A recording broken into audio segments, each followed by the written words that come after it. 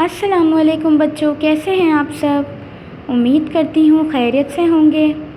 मैं हूँ आपकी उर्दू की टीचर और ये है आपकी उर्दू की कॉपी। तो चलें अब सब अपनी कॉपीज़ खोलिए।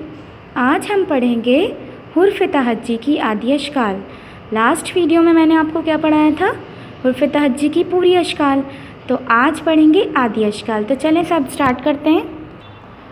चलें जी, आज की आदि अशकाल स्टार्ट करते हैं। पहले लिखेंगे क्या आता है, आधा बे। सब बच्चे ये पहले भी कर चुके हैं।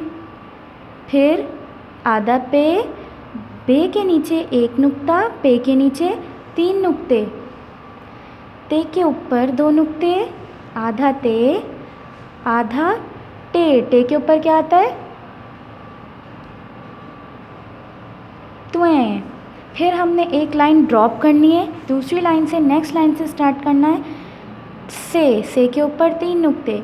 यहाँ हमारे बा के ख़ानदानी हुर्फ ख़त्म होते हैं। अब शुरू होंगे जीम के ख़ानदानी हुर्फ। सबसे पहले जीम, जीम के नीचे एक नुक्ता, चे के नीचे 3 नुक्ते, है खाली।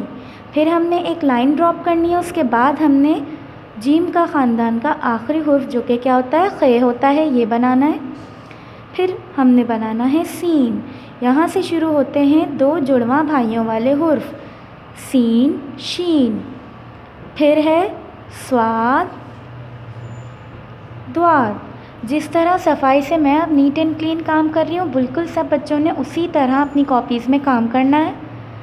द्वाद के बाद क्या आता है, ऐन गैन। इसमें तुएं जुएं नहीं आते, ठीक है।